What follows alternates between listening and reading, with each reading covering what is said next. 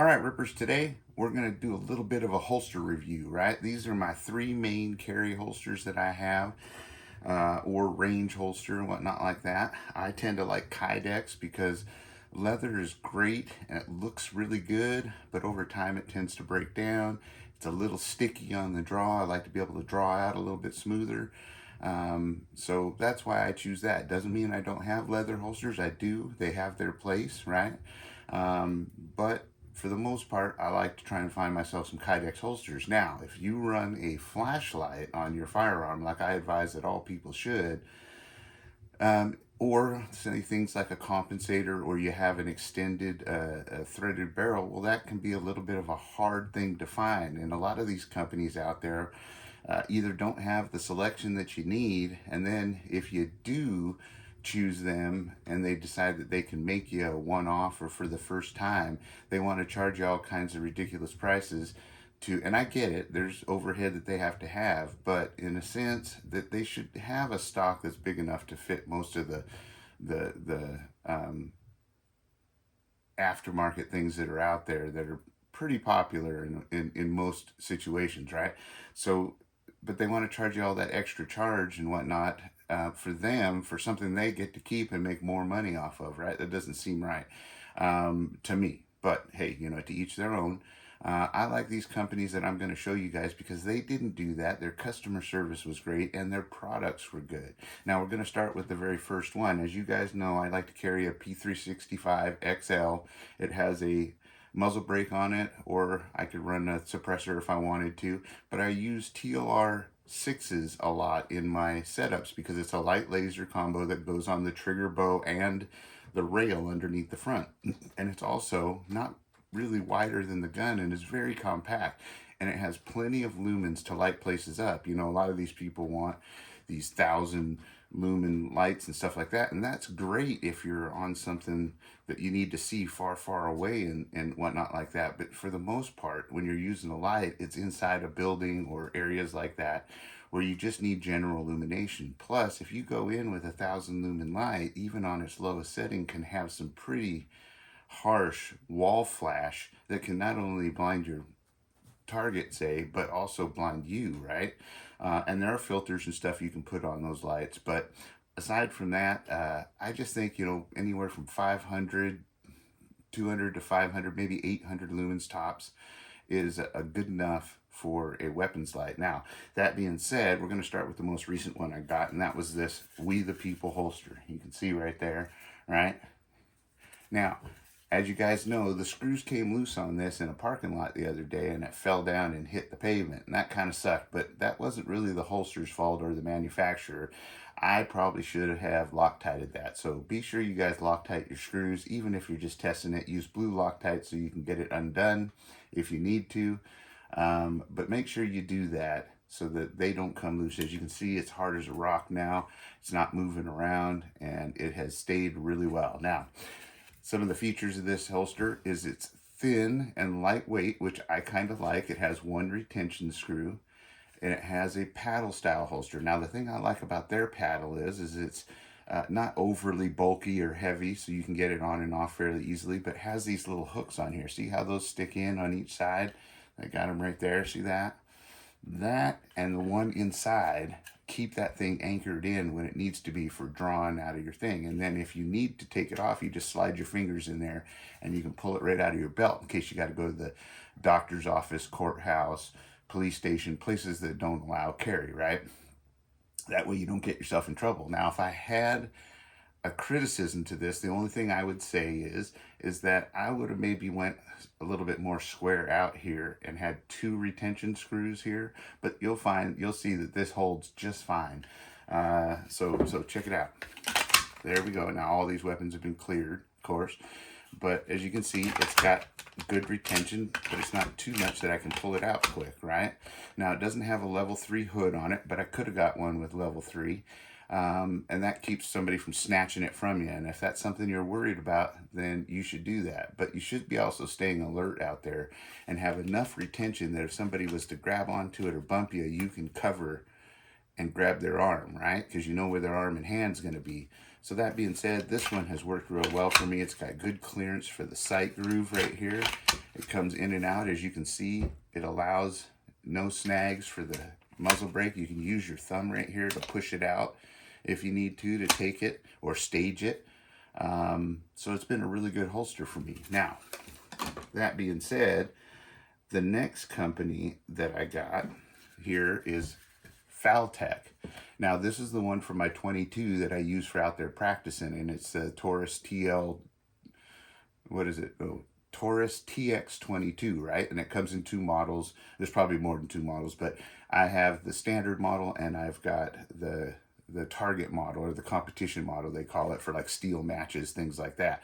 And they're two different things. One has a compensator, has a red dot, and the other one doesn't. The other one is probably what I consider the best pistol to be out there practicing with, because you can, it mimics almost every striker fired gun out there and feels like it, so that you can get a realistic training. The only thing is it has a thumb safety. So if you have something like a shield or anything else with a thumb safety on it, that option, you can practice using the thumb safety, or you can just leave it off and it's still a striker fire, so you can use it like you're practicing for a Glock or whatnot like that.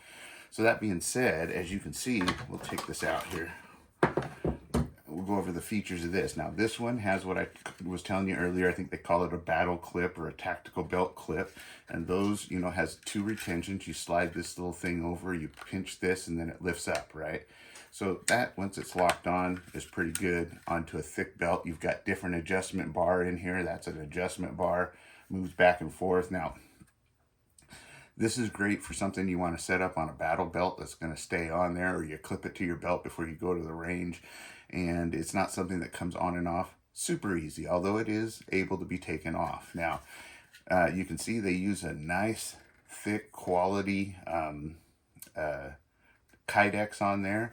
They have the two retention screws like I was talking about, which retain off of the trigger guard, right? And it's cut out for a sight. Now, the nice thing about this is, so it's meant for this one right here, which is the TX22 competition. So it can go in just like that, and you can hear it click, and then you can push it out. It doesn't have a hood again, but you could get it made with a hood. So it leaves things for that. Now, the thing I was hoping it did, and it does, you can see it's got good retention on there. You can even loosen that up some. But you can also put the standard model in, and this is that standard TX model. And as you can see, it still goes in there just fine, and has a lot of room for the light, but it holds it just well. Never had any issues with it flipping out or anything like that. Now, if we want to look at the differences, besides the paddle, you can see the thickness difference in that plastic, I hope, in this camera. You see the difference in the thickness of plastic? Now, some people might say that maybe this is a little cheaper, and I'm sure it is cheaper, the material, but what I like about it is for everyday carry, this has been, so far, now we'll keep testing it, but so far it's been strong enough to be just fine. I've banged it around, dropped it, hasn't cracked or anything, even in cold weather. And this one is a lot heavier duty. Now, I do kind of like this one, and Faltech does a great job. But in some cases, unless it's one of them that they manufacture all the time, it might take a little while to get your holster. But that being said, if it's one of the ones that you get made, I'll tell you what, that guy does a great job. If you haven't checked out his channel, you should. Faltech, I'll try to put it in the comment sections. Check out his channel. Tell him that Rip Curl sent you, or that you're a ripper. And if you ever need something that's made to your specifications, he's just a yes guy. It's just like, yeah, no problem, no problem. I got that, I got this, I got that. It may take him a little while, but sometimes patience, I find, gets you a really good product. So that being said, I do like the thinner one because it's lighter for everyday carry, but for the range and practice, I do like this heavy duty one. It's going to get lots of use. So I do like this. Now, when I get there, he's currently making me one for the Echelon, my duty pistol. And he's having to make it because I use, of course, a TLR 8, which is not a super common light, but compared to what a lot of people run. But he's making me that, and he's making it with 3 different mounting options. So I'll be able to show you 3 different styles of mounting to your belt.